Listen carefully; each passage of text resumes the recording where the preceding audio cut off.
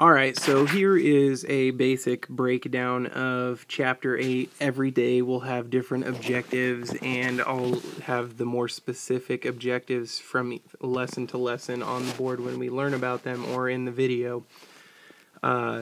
Just to kind of get you guys an overview of what's going on in this chapter, we're graphing quadratic functions, and technically last chapter when we learned how to factor, for some of our problems, we are actually learning how to find the root of our function, and we will discuss that more when we get into it. But if you'll notice that, like I said last chapter, factoring polynomials, we kind of had a lot of stuff thrown in there.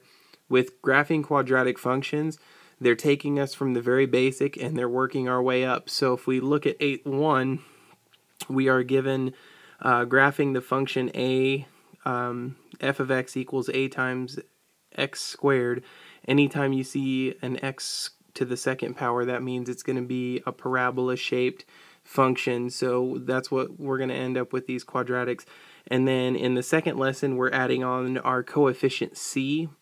In the third lesson, we're adding in our first power x term in the middle, our b to the x, or our b times x. And then in 8.4, we're actually going to make our quadratic function look a little bit different, but this h and this k kind of control shifts that happen to our quadratic function, and the a will control the same thing that it does in the very first lesson. That's why it stays the same. But you'll see here that once we kind of get the gist of what we're doing that day, we can move on to the next thing. So this is a more gradual and pattern following chapter. So hopefully we can pick up the lesson and then move on to the next. But again, it's very important that you understand lesson 1 to get to 2, 2 to 3, and so on. So make sure that you're taking good notes this chapter. Make sure you bring a notebook every single day. We need to be making sure that we're trying these practice examples as well. So in this first lesson, again, the core concepts are here as it showed in that previous page. There's some different things here. It talks about problem solving and trying to change variables. One thing I encourage students to do from time to time is to mess with Desmos. You can actually type this function in, ax squared plus bx plus c, and make a, b, and c sliders, and I'll probably do that in a video just to kind of show you guys what changing those variables does. And then again, a times x minus h to the second power plus k, that's going to be a pretty uniform thing that we start to see, and you guys will continue to see in Algebra 2. So to kick off here, lesson 8.1, what we have are, we're going to identify characteristics of quadratic functions. In other words, we should be able to recognize one when they give you a formula. You should be able to recognize different pieces of a graph and understand what they are, and things like that. So first of all, a quadratic function is a nonlinear function that can be written in standard form as follows: y equals ax squared plus bx plus c, where a is not equal to 0.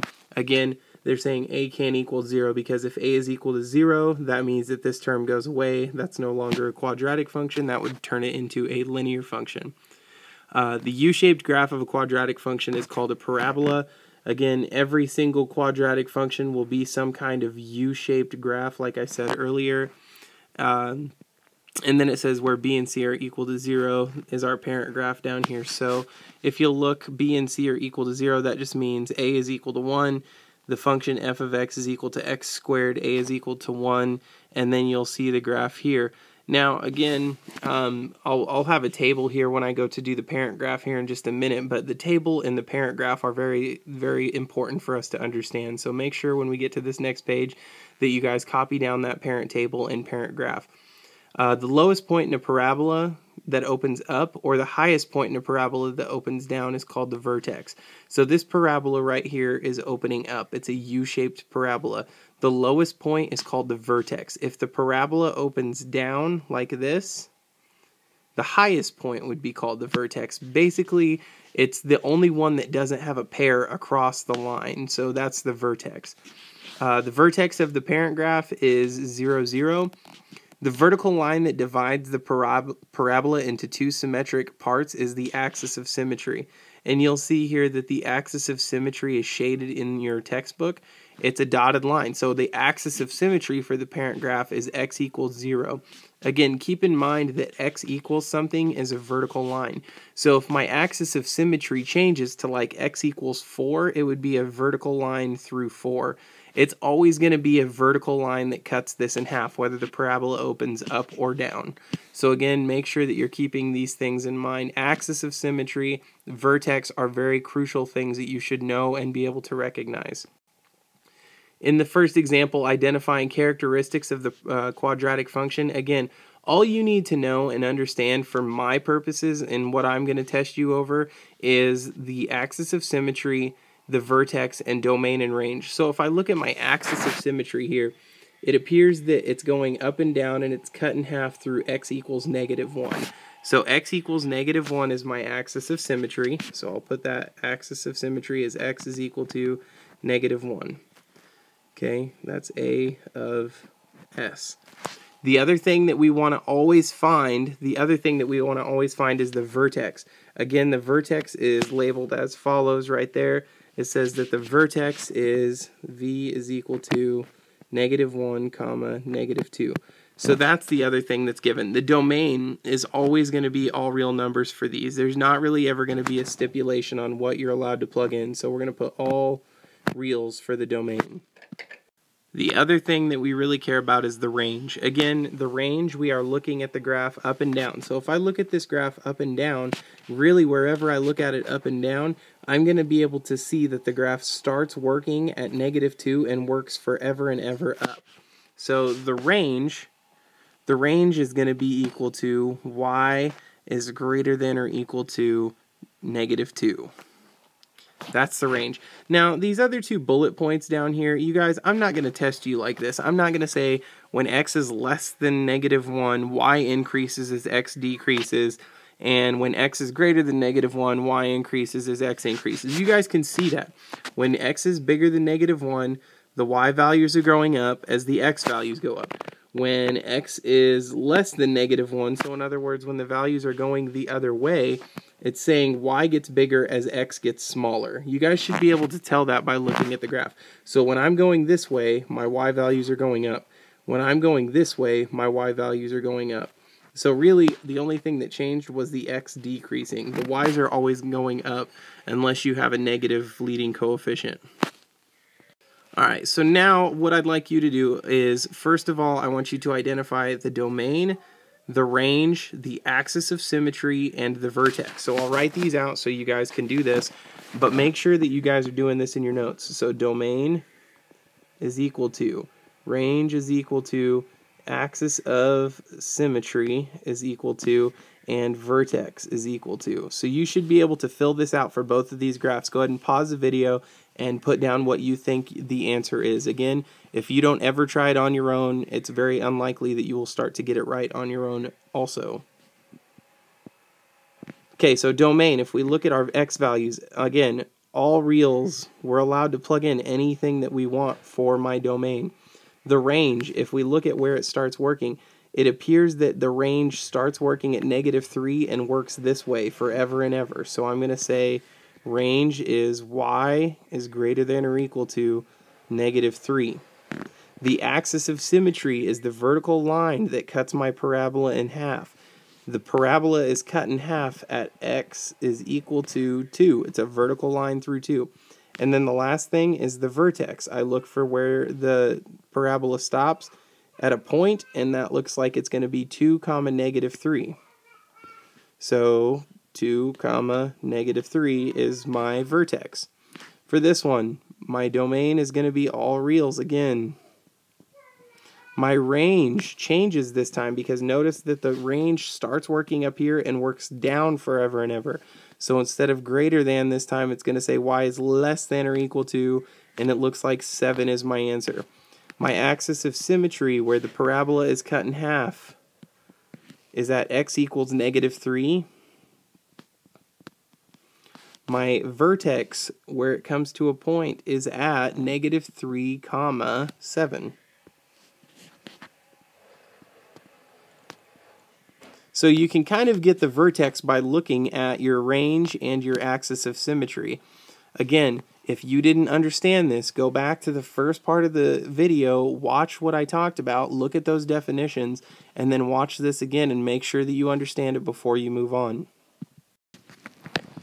The other thing here is what happens to the A values as the graph gets bigger and smaller. This is really best shown in Desmos, so when I come back to class I'll talk about it as well.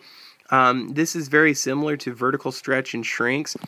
When you think about a vertical stretch, again, the parent graphs table looks like this. We have f of x is equal to x squared. If I do my table, -2, -1, 0, 1, and 2, when I plug -2 into the function, my output is 4. When I plug -1 into the function, I get 1, 0, 1, and 4. These outputs are all the same, so my standard parent graph looks something like this. Now, if I stretch this out and I change this value in front to 2, what I would have to do is multiply all these by 2. So it would be 8, 2, 0, 2, and 8. And it would make my graph go up steeper. So what they call that is a horizontal shrink or a vertical stretch. It kind of depends on how much stuff we change. So if you look at what they gave us in the definitions, when A is between 0 and -1, it's going to be a vertical shrink. That means it's going to flatten it out. That's going to give me fraction answers, and we've seen that with exponential functions. It's going to widen out my graph like the red line here.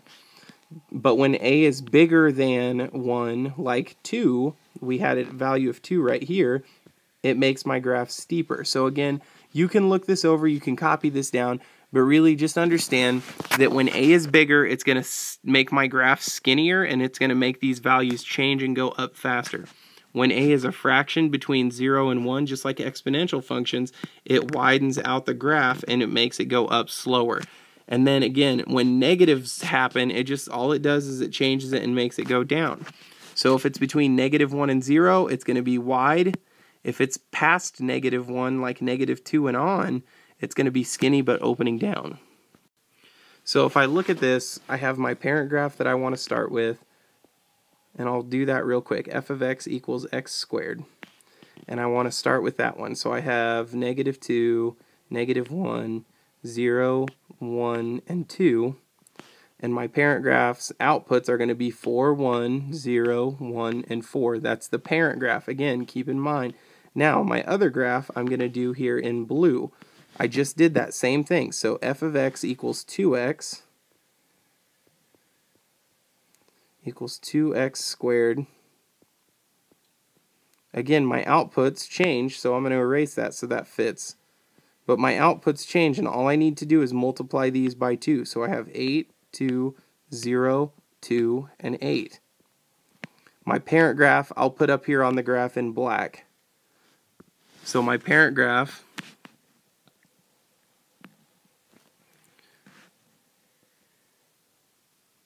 at 1, or let's start at -2. At -2, for my parent graph, I'm at 4. At -1, I'm at 1. At 0, I'm at 0. At 1, I'm at 1. And at 2, I'm at 4. That's my parent graph parabola, the black one. Now, for the blue graph, it's when I multiplied by 2. So I should already know that it's going to be a vertical shrink. At -2, I'm at -8. I'm already off the graph almost, so I'm clear up here. -2, and at -1, I'm at -2, or excuse me, at +2. 0 is still 0, 2, and then 4, 5, 6, 7, 8. I went too far up on that other one. You guys get it though. So again, it's a vertical stretch because it's made that graph skinnier. So I have this graph, and again, I can say my domain, I can say my range, I can say my axis of symmetry, and I can say my vertex. The only thing that's different about this graph and the parent graph is that it was a vertical stretch of a factor of 2. It's a vertical stretch by a factor of 2. And again, you should be able to tell that because I multiplied all of my outputs by 2. All of the other things are the same. So on a homework assignment problem, when it asks you what's your domain, what's your range, what's your axis of symmetry, all those things are the same as the parent graph, which was at the very beginning of this video. The parent graph's axis of symmetry is 0. The parent graph's vertex is 0, 0. So you just need to understand that vocabulary and understand over and over again what those things mean. The last one here, again, I need to start with my parent graph. So I'm going to graph it first, and I'll put the table also. But I have my x and y axis. Let's undo that line. That was bad. There's my x and y axis. At -2, I'm at 4. At -1, I'm going to need this a little bit different also because these are negative values. Sorry, guys. Bear with me for just a second. Because this thing opens down, I know it's going to have to be a little different. So I'm actually going to put this line in the middle. So at -2, I'm at 4. At -1, I'm at +1, 0, 0, 1, 1, and 4, 4. I know this looks a little different, but I know that my outputs are going to be a little bit different also. Now, again, I'm going to put my parent tables because that's going to help me find my outputs. On your quizzes and tests, this is going to be 10 times more important than the graphs. So again, -2, -1, 0, 1, and 2 are my inputs. For my parent graph, the outputs were 4, 1, 0, 1, and 4. Now, I want to multiply all of those things by 1/3 for this graph. So if I look at it, it's -1/3. So here's the deal. We don't need to go through all the work. I'm just going to put -4/3 because 4/1 times -1/3 gives me that.